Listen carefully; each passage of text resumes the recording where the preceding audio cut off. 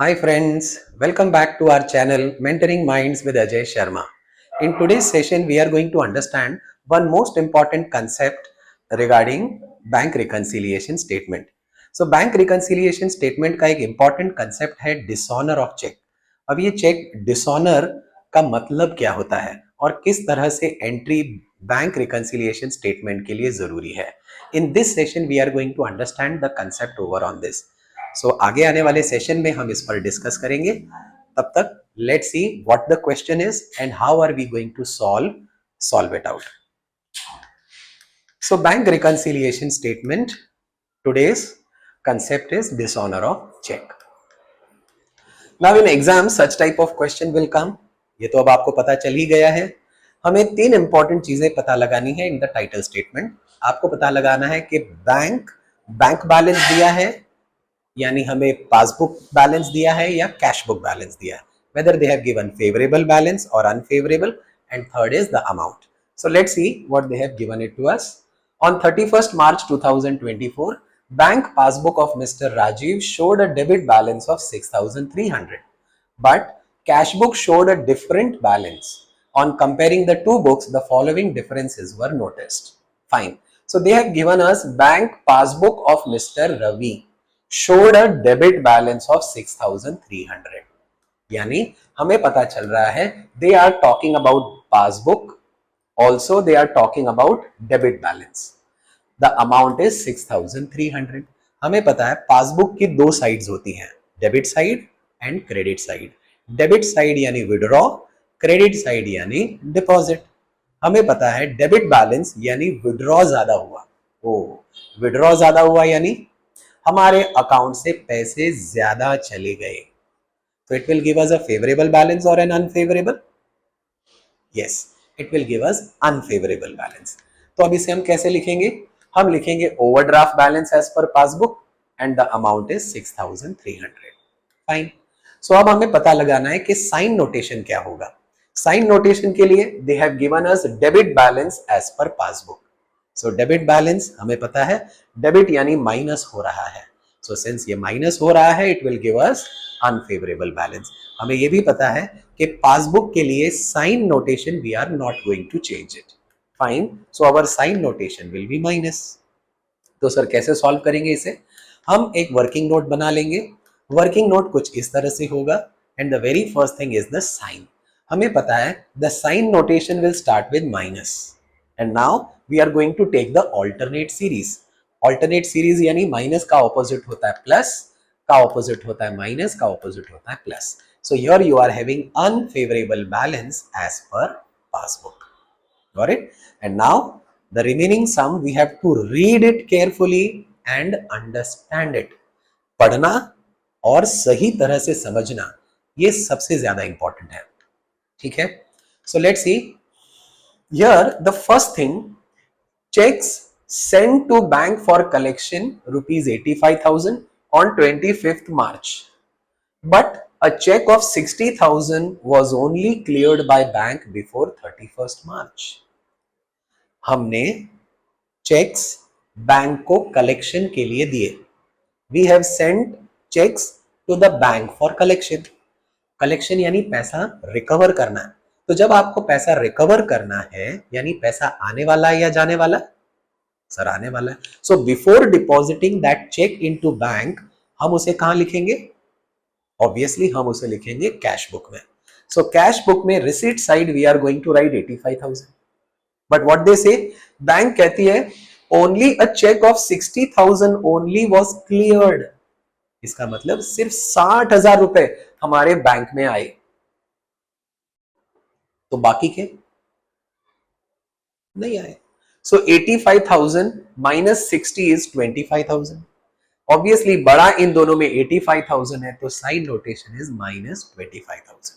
हमें पता है बैंक रिकंसिलिएशन स्टेटमेंट में लेस कॉलम में हम इसे लिख देंगे cheque deposited but not cleared. कितना इजी.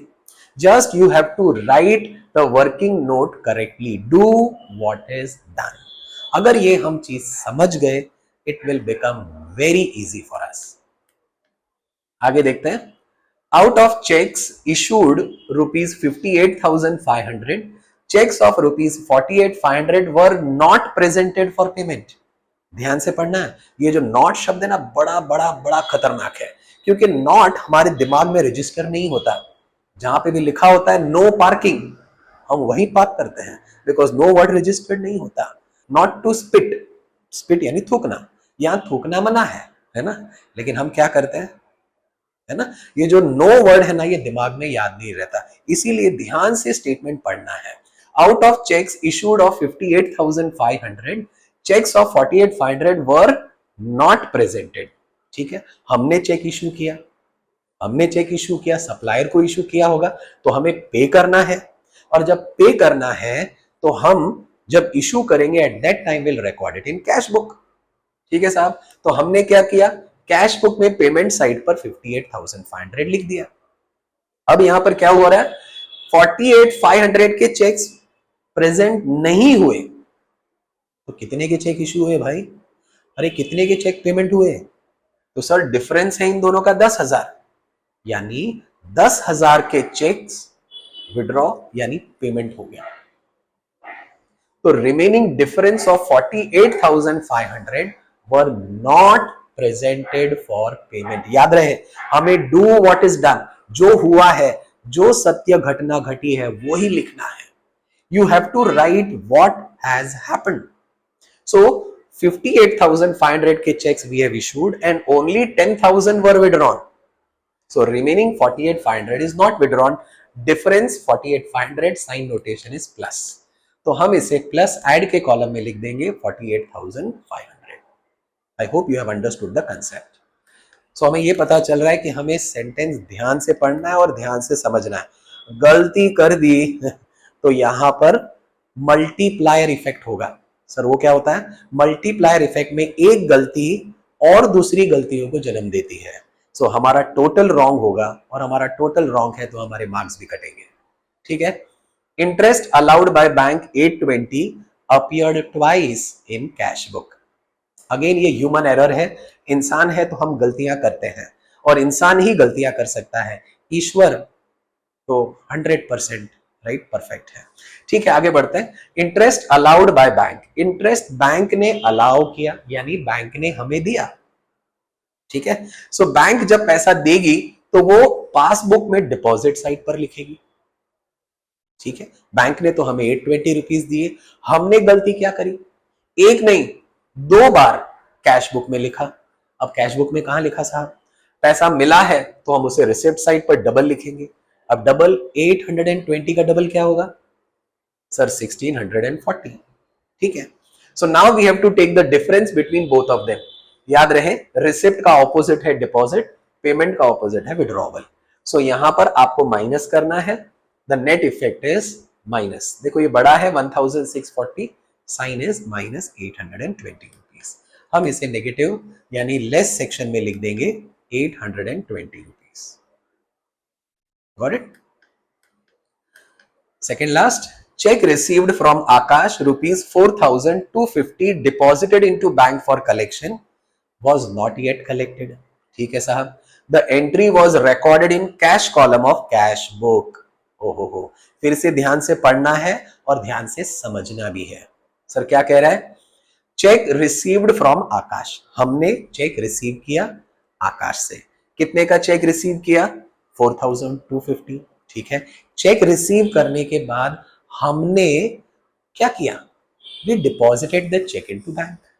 हमें पता है चेक डिपॉजिट करने से पहले हम इसे कहां लिखेंगे, कैश बुक में, राइट? अब कैश बुक में हमें कौन से कॉलम में लिखना चाहिए, कैश कॉलम के बैंक कॉलम? बैंक कॉलम में ना, वी आर रिसीविंग चेक, तो हमें लिखना चाहिए बैंक कॉलम में। गलती क्या करी, the entry was recorded in cash column. ओहो, तो हमने कैश कॉलम में लिखना था लेकिन कैश कॉलम में लिखा नहीं। ठीक है ना, कैश कॉलम में लिखा, चेक डिपॉजिट तो किया, चेक डिपॉजिट किया, लेकिन अभी भी ये चेक कलेक्ट नहीं हुआ। सो न एंट्री इसकी कैश बुक में आई और ना ही एंट्री पासबुक में आई। सर मतलब समझे नहीं, ये बैंक कॉलम है, याद रहे, बैंक कॉलम में हमने एंट्री करी नहीं है because we have wrongly recorded it in cash column.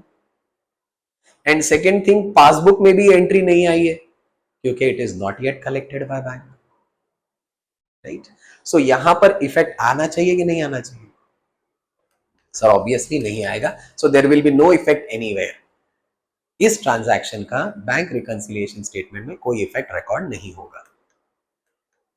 And last one, check received from Rajesh rupees 4,500 deposited into bank, returned dishonored by bank, however dishonor effect has not been recorded in cash book।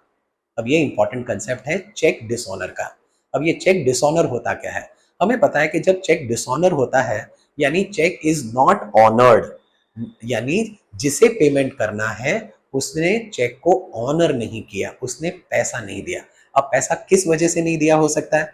May be sign mismatch, may be amount mismatch, may be जो date होती है, right, जो check के ऊपर date लिखी जाती है, that date has already cross that 3 months, तो now the cheque has become stale cheque. तो जब इस तरह से स्टेल चेक, अब वो चेक हमारे किसी काम का नहीं लेकिन फिर भी हमने चेक डिपॉजिट कर दिया, so because of some or the other reason, दो जो चेक हमने राजेश से रिसीव किया था बैंक में डिपॉजिट भी करा, बट दैट टर्न्ड डिसऑनर। अब ये डिसऑनर हो गया तो सोच के बताइए क्या बैंक में अमाउंट लिखा जाएगा? सर हमने बैंक में चेक जमा किया है और चेक डिसऑनर हो गया तो बैंक तो अपने अकाउंट में लिखेगी नहीं, ठीक है। डिपॉजिट करने से पहले हमने इसे कहां लिखा? सर ऑब्वियसली कैश बुक में रिसिप्ट साइड पर। और अब चेक डिसऑनर हो गया, डिसऑनर होने के बाद एंट्री हमें कहां लिखनी चाहिए? इस 4,500 को नलीफाई करने के लिए, कैंसिल करने के लिए हमें इसे लिखना होगा कैश बुक में, लेकिन dishonour effect has not been recorded in cash book. हमने कैश बुक में क्रेडिट साइड पर इसका इफेक्ट दिया नहीं। सो बैंक में तो एंट्री आना पॉसिबल ही नहीं है क्योंकि बैंक में तो पैसे आए ही नहीं। हमने गलती क्या करी? हमने डिसऑनर इफेक्ट, हमने राजेश का जो चेक डिसऑनर हुआ वो क्रम्पल करके उसे रिटर्न भी कर दिया, लेकिन वो इफेक्ट हमने लिखा नहीं, ठीक है। तो हमने पेमेंट साइड पर लिखा नहीं है। Net effect, difference between both of them is 4,500 minus, so हम इसे माइनस साइड पे लिखेंगे 4,500। So now you are already aware कैसे बैंक रिकंसिलिएशन स्टेटमेंट में कैसे बैलेंस फाइंड आउट करेंगे। हम क्या करेंगे? हम टोटल करेंगे ऐड का, total addition we have to do is 48,500, so 48,500 plus 6,300 is 54,800, total amount to be subtracted is 30,320, और अब 54,800 माइनस 30,320 करेंगे, so will get around 24,480। Now since it's a positive balance, यहां पर ओवरड्राफ्ट है तो यहां भी ओवरड्राफ्ट ही रहेगा। Got it? So this is overdraft balance, this is also overdraft balance as per cash book. Got it? So dear students, आज हमने समझा एक important concept of dishonour of bill. हमें पता चला कि डिसऑनर में सामने वाला चेक को ऑनर नहीं करता because of some or the other reason, and because of this इसकी एंट्री पासबुक में होती नहीं है। हमें पता चला कि इसकी एंट्री किस तरह से हमें अपनी कैश बुक में लिखना है। तो आज के सेशन में हमने ये चीज समझी। आई होप आपको ये वीडियो अच्छा लगा। इस चैप्टर के इस पर्टिकुलर क्वेश्चन के नोट्स डिस्क्रिप्शन बॉक्स में दे दिया है, आप वहां से आप डाउनलोड कर सकते हैं, और एक्स्ट्रा सम असाइनमेंट के तौर पे भी मैंने दे दिए हैं, आप चाहो तो वहां पर डाउनलोड कर सकते हैं। So link is already given, already I have given the link for Telegram group also, so you can join that group. Stay connected with us, keep learning and keep progressing. So goodbye and take care.